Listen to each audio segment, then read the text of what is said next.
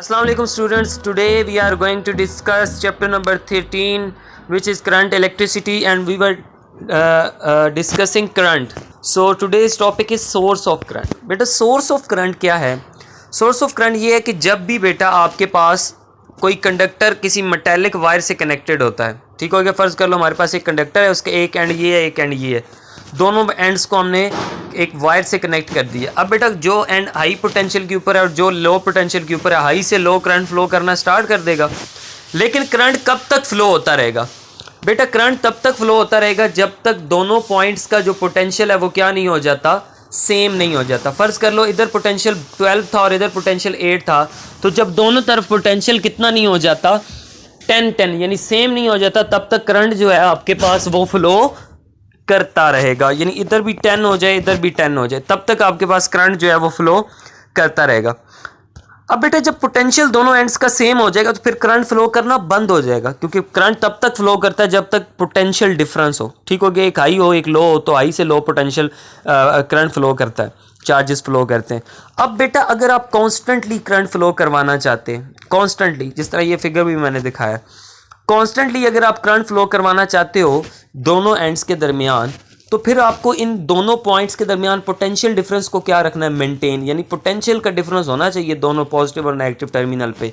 उसके लिए फिर बेटा हम क्या करते हैं कि इसके साथ कोई ना कोई क्या कनेक्ट कर देते हैं यहाँ पे, सोर्स। वो सोर्स बैटरी भी हो सकती है, सेल भी हो सकता है, कोई सोलर पैनल भी हो सकता है, थर्मोकपल भी हो सकता है, ठीक हो गया। वो सोर्स बेटा क्या करता है आपके पास, वो सोर्स ये करता है कि वो सोर्स बेटा आपके कंडक्टर को यहाँ से पॉजिटिव टर्मिनल को या नेगेटिव टर्मिनल को इलेक्ट्रॉन्स क्या करता रहेगा, सप्लाई करता रहेगा, जिससे यहाँ पे चार्ज की वैल्यू ज़्यादा होती जाएगी, यहाँ पे कम है, तो पोटेंशियल डिफरेंस क्या रहेगा, मेंटेन। यानी अगर आपने कॉन्स्टेंटली करंट फ्लो करवाना है तो आपको सबसे पहला काम क्या करना है, दोनों एंड्स के ऊपर पोटेंशियल डिफरेंस मेंटेन करवाना है। उसके लिए मेंटेन करवाने के लिए पोटेंशियल डिफरेंस हम क्या कनेक्ट करते हैं, कोई ना कोई सोर्स कनेक्ट करते हैं, ठीक हो गया बेटा। वो सोर्स कोई भी हो सकती है, बैटरी या कोई भी चीज़।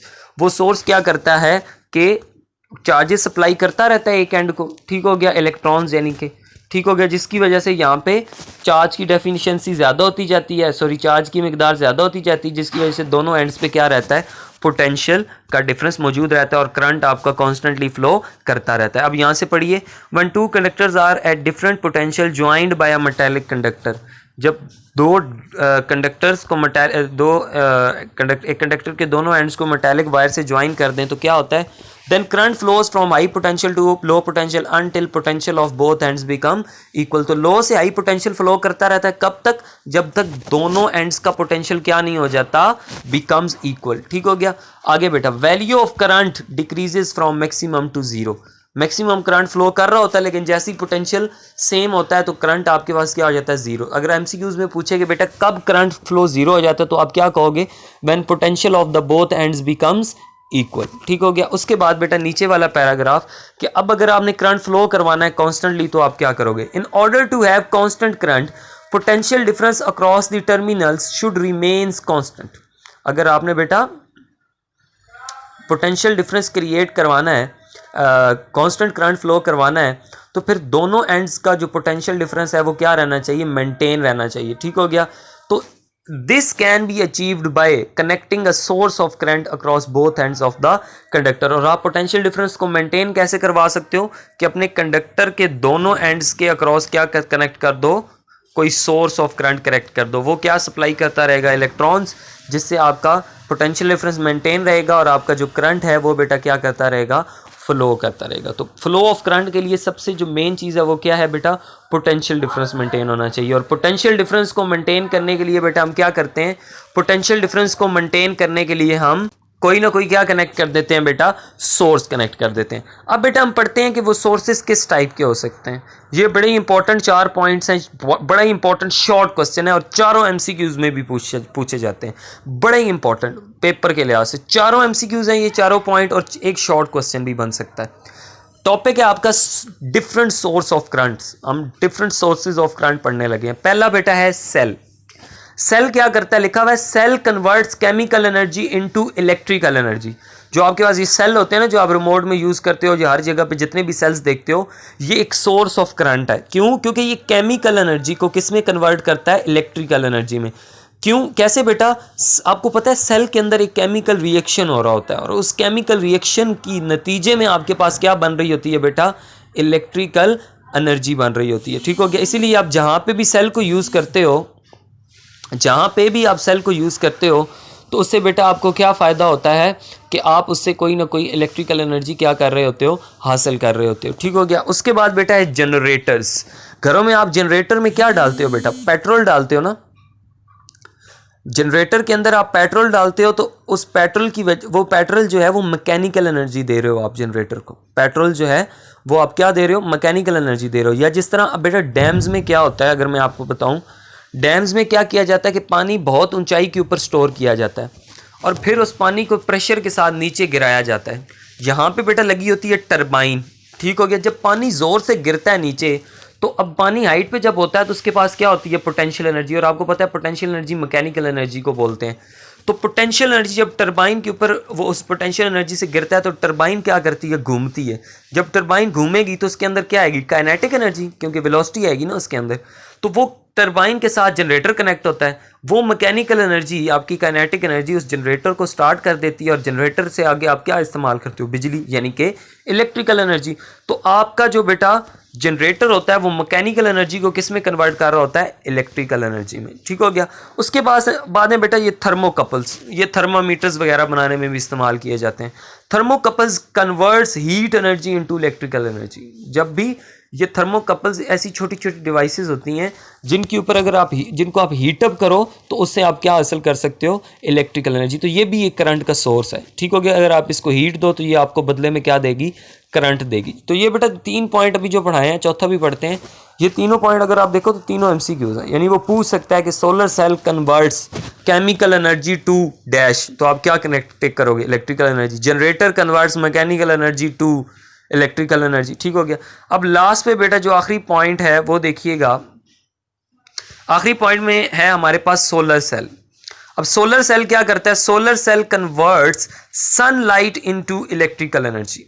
अब आजकल बेटा इसका इस्तेमाल बहुत ज़्यादा हो गया सोलर सेल्स का। अगर आप अपने घर की छत पे जाके देखो ना, तो आपको तकरीबन आसपास की जितनी भी हैं उनके ऊपर बेटा आपको बहुत सारी ना ये सोलर प्लेट्स लगी हुई नज़र आएंगी। वो सोलर प्लेट्स का काम क्या होता है कि वो सनलाइट्स को अब्जॉर्ब करती हैं और सनलाइट को अब्जॉर्ब करने के बाद उन सोलर प्लेट्स के साथ आगे लगी होती है बेटा बैटरी। ठीक हो गया? ये जो यूपीएस के साथ भी बैटरी कनेक्ट होती है। तो सोलर सेल, वो जो सोलर प्लेट्स लगी होती हैं वो हीट, सूरज से जो सनलाइट आ रही होती है ना उसको करती हैं अब्जॉर्ब, और उसको अब्जॉर्ब करके वो बैटरी को क्या कर देती हैं? चार्ज। और उस बैटरी को आगे आप क्या इस्तेमाल करते हो? घरों की अप्लायंसेस चलाने के लिए आप इस्तेमाल कर लेते हो। ठीक हो गया बेटा? तो ये सोलर सेल्स का इस्तेमाल आजकल बहुत ज़्यादा है, क्योंकि ये बहुत ज़्यादा चीप भी है, क्योंकि सूरज की रोशनी आ रही होती है। ठीक हो गया? सूरज की रोशनी फ्री ऑफ कॉस्ट है, तो इसको बेटा इस्तेमाल किया जाता है आपके घरों के अंदर बहुत ज़्यादा। आजकल तो बेटा बहुत बड़ी जो इंडस्ट्रीज़ हैं उनमें भी, अगर आप ये शेखुपुरा वाली साइड पे जाओ या अगर आप मोटरवे के ऊपर सफ़र करो ना, तो वहाँ पे भी अगर आप देखो तो उन्होंने बड़ी बड़े पैमाने के ऊपर मतलब hundreds of and thousands of plates connect की होती हैं उस फैक्ट्री की छत पे।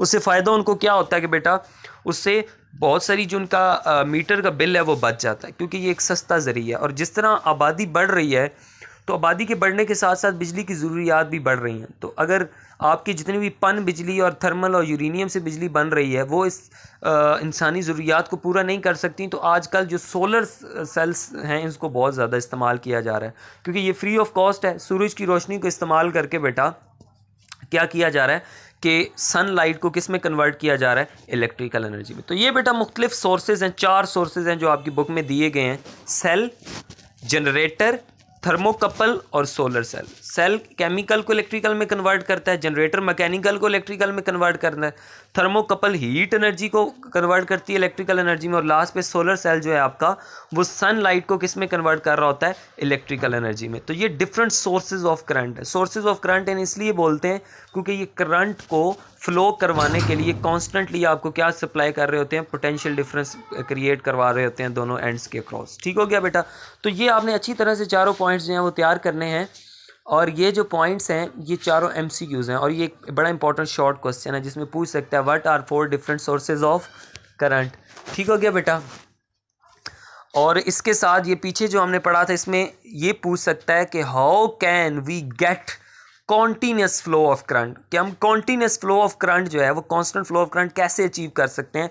तो आप उसमें क्या आंसर दोगे, यही जो मैंने लाइंस लिखी हैं, आप क्या लिखोगे कि this can be achieved by connecting a source of current. आप सोर्स ऑफ करंट जब लगाओगे साथ कंडक्टर के, तो वो कंडक्टर के दोनों एंड्स के अक्रॉस हमेशा क्या करके रखेगा, पोटेंशियल डिफरेंस जो है वो बना के रखेगा, जिससे करंट का कांस्टेंट फ्लो आपको मिलता रहेगा। So this was today's topic. In next lecture इंशाल्लाह we will discuss effects of current, के किन अगर किसी कंडक्टर में करंट फ्लो कर रहा है तो आपको कैसे पता चलेगा कि करंट फ्लो कर रहा है या नहीं कर रहा है। एक तो ये है ना कि उसको छू लो तो पता चल जाएगा करंट आ रहा है या नहीं आ रहा, वो डेंजरस है।